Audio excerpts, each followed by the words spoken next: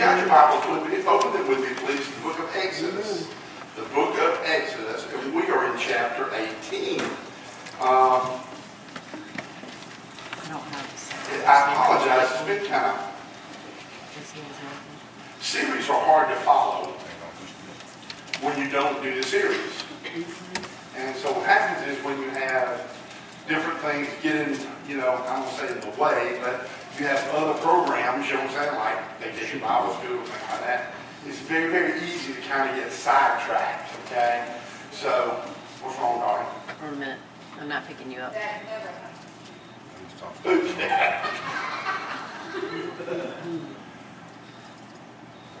You'd think I'd be about 400 pounds lighter as much as I chase rabbits. You know what I'm saying? Now, what's wrong, Ashley? I'm not picking you up. Hold on. You're not picking me up where? On the recording. On the recording. Oh, okay. Scared me to death. I thought there was something wrong with this. I call this series, or this chapter, the Jethro Principle. Now, you know what's happened to the children of Israel, right? They're out there. God's provided water from the rock, and they're in the wilderness, okay? God provided their needs over and over and over again, right? And they are starting out of they're out of the wilderness, and they're on the way to Sinai. Next chapter, they're going to go to Mount Sinai, okay? But before they do that, they run into another problem in the desert now. And what happens is, it is this little concept right here. Okay. There we go. Back up. All right. It is the idea of being overworked. Ever feel like that little donkey up in the air, or that guy underneath all those boxes? Most of us do. And it's a dangerous place to find yourself, because what happens is you become overwhelmed. Now, some of y'all know that I've been visiting in the detention centers for the last 2 or 3, 4, 5 months. It is amazing the volume that these folks deal with. The people, you know what I'm saying? I mean, they are constantly processing people.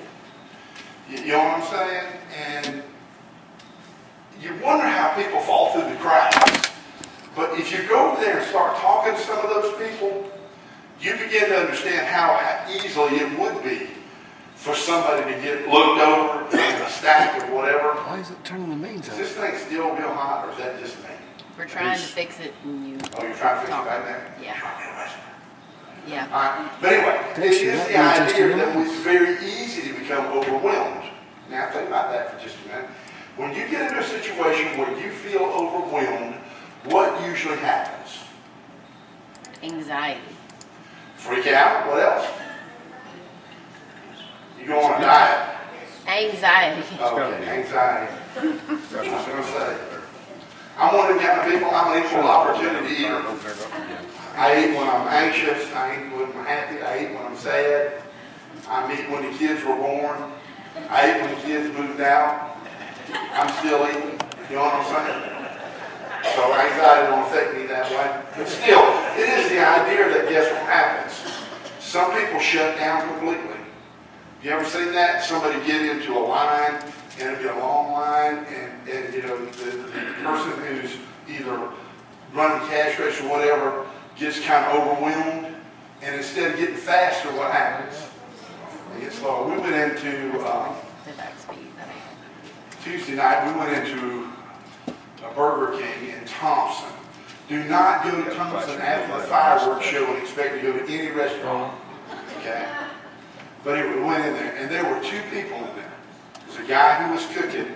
This lady was working the drive-thru window and the front counter. And brother, let me tell you something. It was amazing. I got her name and wrote an email to Burger King and said, this woman ought to be running this place. Because literally, she was just working between one and the other. She would work, she'd take the order from the window after she had taken the order from the counter, and while she was processing the order from the counter, she was taking the with her orders. Then when she delivered that to the counter, by then the Windows order was coming up, and she was taking another one from the front counter. I mean, it was amazing. It was amazing to watch it. That lady put out some food. Most time, you in a fast food, they don't really care whether it even burns down or not. They don't want to be there. But I mean, this lady was, but you can only do that so long. And then eventually, you just burn up. I mean, you just stop. Okay? And that's exactly where Moses is headed right now. Okay? Because remember, how many people is he dealing with? So look at this. He's not dealing with a church of 50. This is bouncing. But that He's ain't dealing doing with it. how many? Millions. That's exactly right. Battery's not dead. Battery's not dead. Adam, what are you doing? There we go. All right. So let's see what happens. Look at verse 1 and 2 with me, please.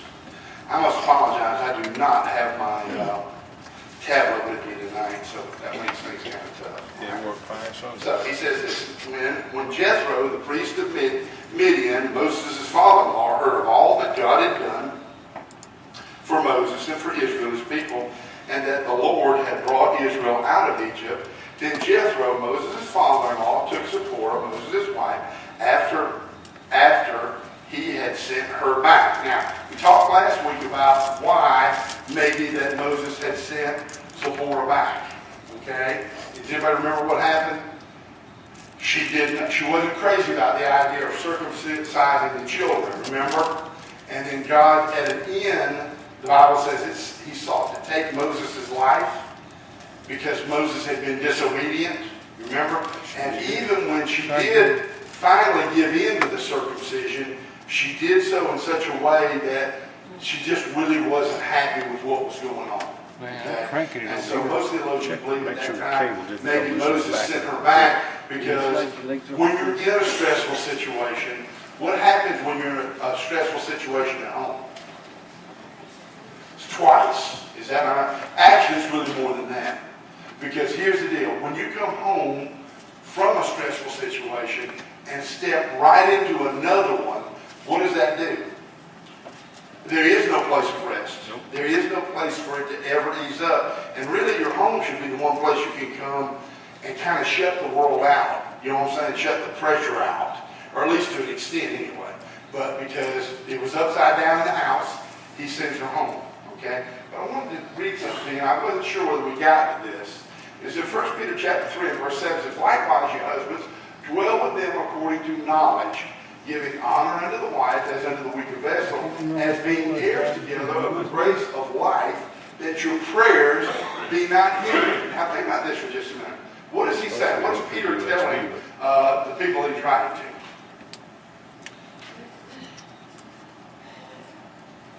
Anybody? Nobody. Y'all can't see it either? If y'all been eating candy. You what now? Question was, what's he saying? What does he say? He's talking directly about family now. Is that not right? What's he saying? 3. Okay. Honoring his wife, honors himself. Why would that be the case? Why would honoring your wife honor you, husbands, or vice versa? Because you're one. And if you're one, guess what? Remember what I told you? You can never run down your spouse What's the recording device? and ever come out of the head. Because when you run her down or him down, you're running yourself down. Because in God's eyes, you are one. Okay? But he goes on to say something else. I thought this was pretty unique, right? He said to dwell with them in knowledge, right? And to honor them as the weaker vessel. And ladies, don't get all bent out of shape and excited about that. What he's trying to say is it is the man's job to be the protector and leader in the home. All right? Wife shouldn't have to worry about going to the door with a shotgun. The man ought to be at the door with a shotgun. Okay? Fortunately, that's all another story. But the last part of that verse is what I'm trying to get at. Okay? Because what happens when there's strife in the home? I was trying to see if there was something else. What does he say? Last part of the verse. That your prayers be not what? What do you think he's saying there? Let me see what it was saying. 'Cause I That didn't- your prayers be not hindered. That's what it said on there. Okay? If you're not working together, you are going in two different directions. Anybody else? Okay. Distractions. Very good. SDFN or the line in? Say that again now, Ms. Parker. Don't let them be interrupted by the strife, I guess. Okay, don't let them be interrupted by the strife. Somebody had it set for Mike. Strife does what? When strife is in the home, what happens? Now, who would do that? Can you tend to the You children? might have to check the recording. Not really, not like they need to be, you know what I'm saying? You ever been in those homes or seen those families where one parent pits the kid against the other parent? If you haven't, you just let your kids grow a little bit and you'll find out all about that. Because eventually they'll pit you against one another. Okay? What happens when that happens? If you're not on the same page, where are you headed? Pandemonium. You're spoken like somebody who has been right there. Amen, brother. If you got kids, sooner or later, if you ain't been there, you're going to be there. Okay? So what I'm trying to say is, when there's strife in the home, you're so busy stomping on the fires, do you have time to focus on what God would have you to do? Amen. No, you don't. You know what I'm saying? And if your spouse and you are at one another because of the children or the job or the money or the whatever, right? First off, are you even going to pray?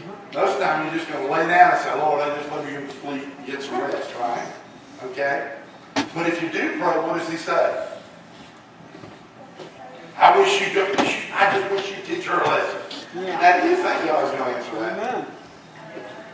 No. You know what I'm saying? You know what I'm saying? Might be careful about saying that. He might teach you a lesson. But the idea is that guess what? When there's strife in the home, the spiritual balance within the home is out of kilter too. And you need to understand it. You can't worship like you need to worship if there's strife in the home. Amen. You know what I'm saying? You can't pray like you need to pray if there's strife in the home. Okay?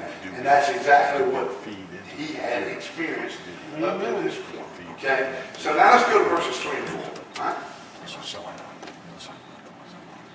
Actually, you do this something. Yes, Next slide. try it again. I don't know what you're doing up there. You're killing me.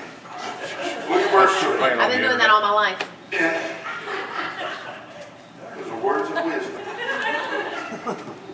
It said, and her two sons, of which the name of the one was Gershom, for he said, I have been an alien in a strange land. And the name of the other was Eleazar, for the God of my father said he was my help and delivered me from the sword of Pharaoh. Now, Gershom means a stranger or an alien, a sojourner, or expulsion. Why do you think that he would name his child It's a whole lot of guessing on my part. basically an alien or stranger? You got to remember now. You have to remember now. Okay, in the Bible, names have very specific meanings. Okay, not like today. You know what I'm saying? When you name Elmer Fudd. No, in there, when they gave him a name, it had a very specific meaning. Okay. Now think about this. Okay, Moses was married in Midian. All right, he lived there for 40 years. So when he calls him a stranger and an alien, was he referring to the fact that he wanted to be Egypt as home? Or have Egypt as home? Undoubtedly not, you know what I'm saying? Because he didn't consider himself to be an Egyptian either, right? Amen. So what's he talking about then? About being a stranger or an alien. He wasn't at home in Midian. He wasn't at home in Egypt. So where would he be at home then? Anybody? He would only be at home where? Israel. In the promised land. Okay? And the promised land was not just Canaan, but where? Heaven. It's a reference to heaven. Listen to this. This is Hebrews chapter 11, verses 8 to 10 says, by faith Abraham, when he was called to go out to a place where he should have to receive for inheritance, obeyed. And he went out, not knowing whither he went. By faith he sojourned in the land of promise, as in a strange country, dwelling in tabernacles with Isaac and Jacob, the heirs with him of the same promise. For he looked for a city which had foundations, whose builder and maker is God. Now, I want you to notice something here about this. You didn't catch this part. I know it's kind of little up here. Is it little to everybody else, or is it just little to me? It's little? Okay. All right. By faith, and this is talking about Abraham now, by faith he sojourned. What does sojourn mean? Drive. All right. He traveled, or sojourned also means to as a temporary residence, like a visit. Now, I just told you, right? God promised him a land. Is that not right? Amen. All right, and his inheritance. But he said this. He said, now you work. All right. He said here, he said, by faith he sojourned in the land of promise. As a what? Strange country. Dwelling in tabernacles, which are tents. So now where was he? Where did he feel at home at? If he was a stranger in the promised land, which God promised him, what's he talking about? Israel? For a city whose foundations, whose builder and maker is who? What's he referring to? Heaven. See, Abraham wasn't at home on this earth. He was going to heaven. And see, that's what we have to understand. Now, there's a local area church here. I'm not going to call them names because you'll know exactly what I'm talking about. But on their sign it says, every good day above ground is a good day. Now think about that statement for just a minute. In front of a church now, every good day above ground is a good day. Amen.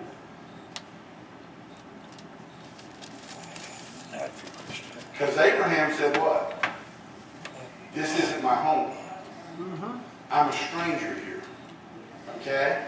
And because I'm a stranger here, guess what? I'm looking for where?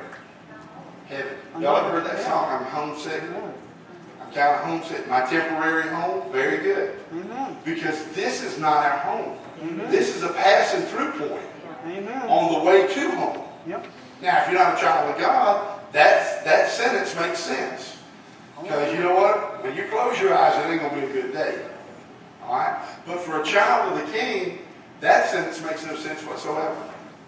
If, in fact, we are looking for a city whose builder and maker is God. Amen. Now, I don't know about y'all. I've been born blessed, born into a wonderful family. I was born pretty. You know what I'm saying? I got everything going my way. But I'm telling you what, I can't wait to not have to take a shot of insulin. I can't wait to be able to tell y'all in heaven, I ate 2 triple handfuls of doggone Skittles, and it didn't bother me a bit in the world. I can't wait to have a body that don't get sick, that don't ache, that don't have something. Amen? You know what I'm saying? That's what I'm looking for. And that's what he said. That's why he named his oldest son Gershom, because he said, let me tell you something. This ain't my home. Midian ain't my home. Egypt ain't my home. And in the wilderness sure ain't my home. Amen. And the promised land ain't my home. Heaven is my home. Amen, brother. All right? But he had another one there too. Hallelujah. He had another little boy, Eleazar, that was his youngest son, says, my God is my helper. Moses never lost sight of God's role in his life. Now think about this for just a minute now, and what a monumental statement that is, okay? Because here's the deal. He was a prince in Egypt, that's what I'm telling you now, and he chose to do what? Live with slaves, okay? All right? Was he pretty successful, you think, the first 40 years?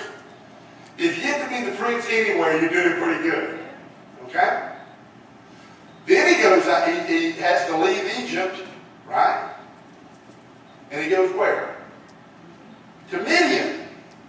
And guess what happened to Midian? He has a wife, he has children, he has flocks, he has herds. Think the next 40 years were pretty successful? Okay, now he goes where? To Egypt, right? Now think about this for a minute, okay? Are the next 40 years going to be successful? Well, think about this, right? What would it be like to go from being a sheep herder in Harlem being the president in Washington, D.C.? Would that be successful? Most of us will look at it that way because here's the deal. Think about it, right? He goes from being the leader over some sheep and flocks and some kids to being the leader of how many? 2 million plus, right? He is talking directly to God. Think about it. Was he successful? I think he was. But in all of that, guess what? Whether he was a sheep herder in Midian, whether he was a prince in Egypt, whether he was wandering around the wilderness with those knuckleheads, guess what? He never forgot where his help came from. Now, that might seem like a little bit of a roller coaster ride for you, but think about this. How many times when we get in the valley, we're calling on God, we're praying as hard as we can pray. The minute we get on the mountaintop, what happens? We tend to forget who he is. We tend to forget how much he's blessed us. We tend to forget. We start telling people we're a self-made man or a self-made woman, or let me tell you how I got to where I'm at because I'm so smart, or I'm so this, or you fill in the blank. And we forget God. And Moses never did that. Moses never said, God, I don't need you. Lord, I don't need your blessings. He was always right there with him in fellowship. This is 2 Corinthians 1 and 10. He says, this is Paul, right? He says, who delivered us from so great a death, and doth deliver us, in whom we trust that he will yet deliver us. Now think about that for just a minute. Because it's a very profound statement there. Okay? He said what? He's talking about deliverance now. He said, he did what? Deliver us. He's talking about Jesus now, right? He delivered us. What tense is that? Past, okay? He delivered us, right? He doth deliver us. What tense is that? Present. And he says, in whom we trust that he will yet deliver us. What tense is that? Future. So what is he saying the deliverance is? It's past, present, and what else? Future. And future is exactly right. And I'll tell you what, if you look at this and drill down to it, this is the state of grace that we find ourselves in. In other words, you are saved. Is that not right? Amen. Okay, when you're saved, what are you saved from? All your past sins. Is that not right? Amen. All right? So you are saved. You are yet being saved. Yep. Right? Which means what? We're waiting where? On something future. All right? But we're being saved. In other words, our sins are forgiven now. Yep. Is that not right? Amen. John said, 1 John says, now are we the sons of God. Okay? Yeah. But he says, yet what? We're going to be delivered when? Yet future, in the sense that, guess what? All we're waiting on is what? We're waiting on heaven. Waiting for But Christ. that's actually in 2 Corinthians, or 1 Corinthians, if you go to chapter 15, he says, man, this body, I'm waiting for this body to be done away with. Amen. So that I can have a body that never gets sick, that never grows old, that's never sad. Can you imagine that for just a minute? Hallelujah. Yeah. God was delivering them. He delivered them from the past. Think about this for just a minute. When they went into Egypt, does anybody remember how many there were? There were 70. Okay? 70 souls went into Egypt. All right? The past. All right? Great famine came. Is that not right? Lots of other people groups died out. Famine. All right? What happened to them? They flourished, because God promised Abraham what? You're going to, I'm sorry, well, he did promise Abraham that too. But he prophesied that you're going to be like the sand of the sea. When they came out of Egypt, what did they look like? Sand of the sea. Is that not right? Amen. So he delivered them in the past. He delivered them in the present. Yep. Now where are they going? Future. The promised land. Hallelujah. Exactly right, my brother. Amen, So brother. they are being delivered yet to come. Thank you, Jesus. Isn't that awesome? And that's the way God works in our lives today. just like he worked in theirs. And that's why he said, God is my helper. Okay? All right, let's go to verse 5. I'm sorry, I don't have my tablet with me tonight. I'm going to blame it on the sugar. Okay, all right, look at verse 5. Okay? It says, and Jethro, Moses' father-in-law, came with his sons and his wife unto Moses into the wilderness, when he had camped at the Mount of God. And he said unto Moses,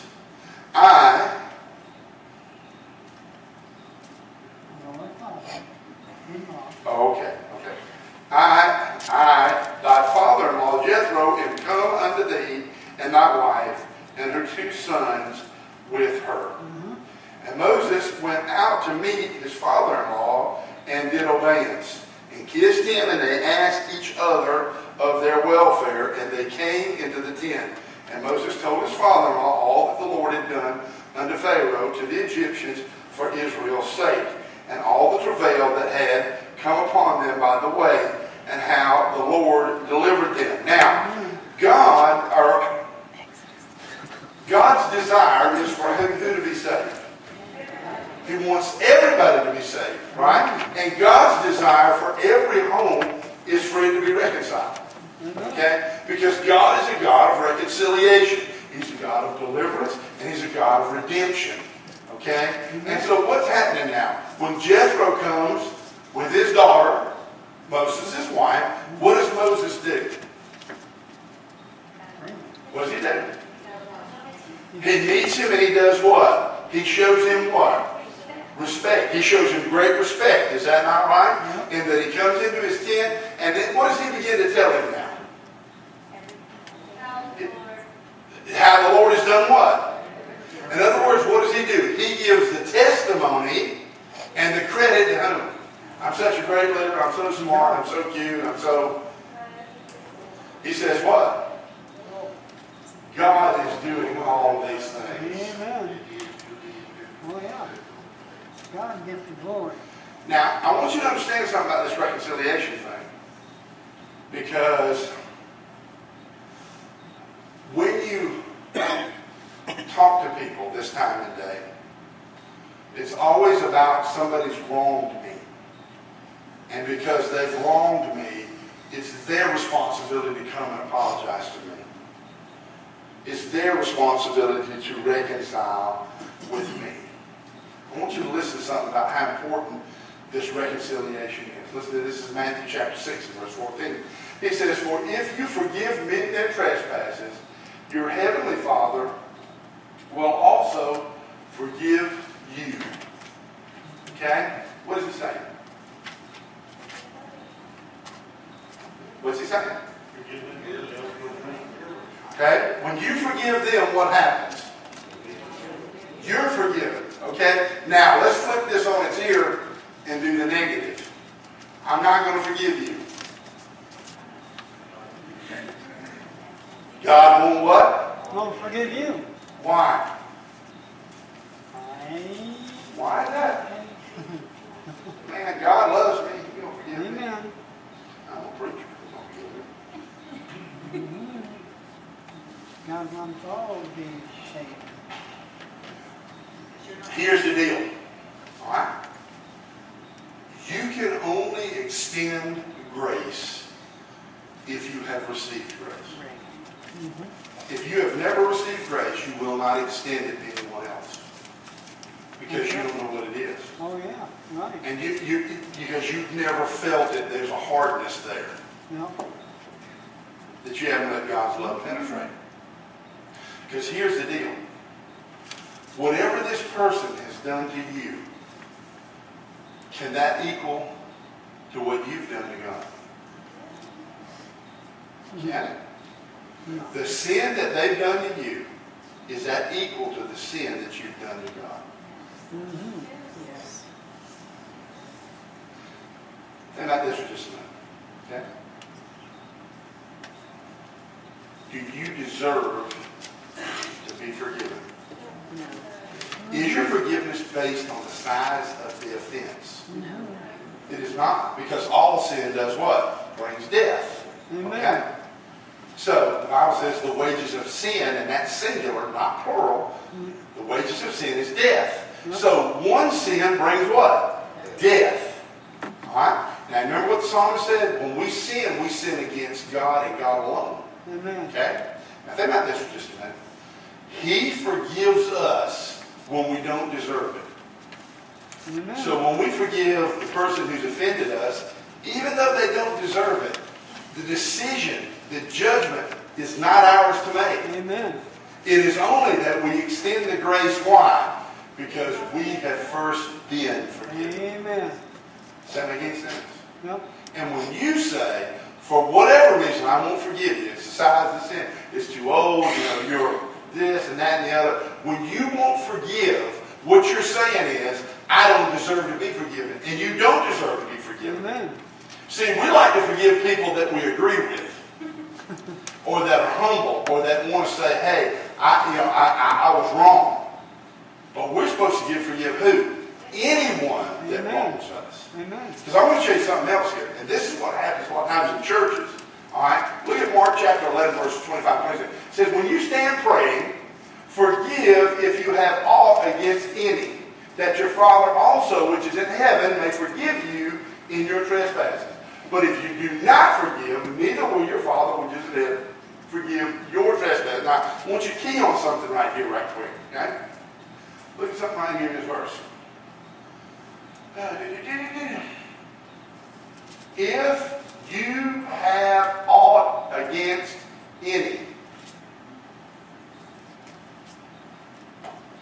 Ever been mad with somebody that never knowed it?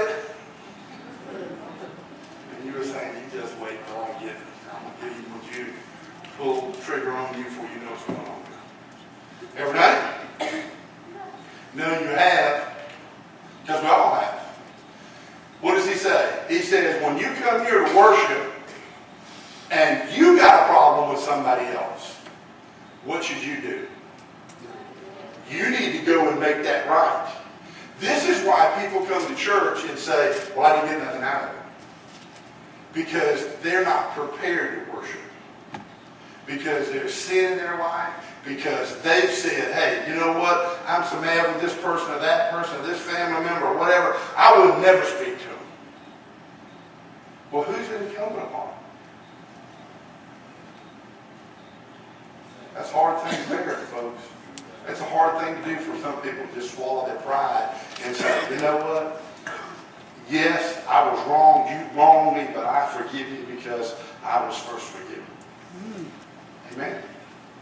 But now I want you to put something else in. Man, Ashley, what did you do? I haven't touched it. Now I know that ain't the Skittles working on me. Might be. I have not touched it. Wow. It was blue before, wasn't it? Are y'all playing mind games on me? I have not touched it. What happened to you in Skittles? Luke chapter 17 verse 4 says that if he trespass against thee 7 times in a day, and 7 times in a day turn again to thee saying, I repent, thou shalt what? Now, you know, if you go on down in that chapter, you know what you find out? Peter said, well, won't 7 times 7 work? And what did Jesus say? 70 times 7. Well, I got 140 times. Well, let me tell you something. If you can swallow your pride for somebody hurting you 140 times, you ain't got to worry about it. The number's going to, you know what I'm saying? After about that second time, the numbers are going to go away. Because then you're going to be purely operating on the love in your heart for that person. Not because you were right or wrong. Not because they deserved it. Not because they've earned it. But because just like God gives us grace, you extend grace to them. Now, does that say that people don't make knucklehead decisions? Man, people make some knucklehead decisions. But you know, at the end of the day, they're the ones that have to live with the consequences of it. And you know what? Us walking around with that holier than thou attitude, and I'm better than you are, somehow or another, you know what I'm saying? Need to be careful. Need to be very, very careful. In fact, we all ought to be really saying, there for the grace of God, no I. Could be any one of us. I'm not capable of that. Oh, but you'd be surprised. Yes, you are. What is it? Was it Isaiah? Who was it said, heart's desperately wicked above all things, who can know it? That applies to you and I today. It is by the grace of God we are where we are. We're gonna stop right here. We're past time right now. We're over there hollering and screaming. When do you give us some relief from all these munchkins over here? But please be careful going to the house. We have a finance meeting immediately following this also too. And I told Ms. Doris I was going to do this, and I didn't, and I apologize.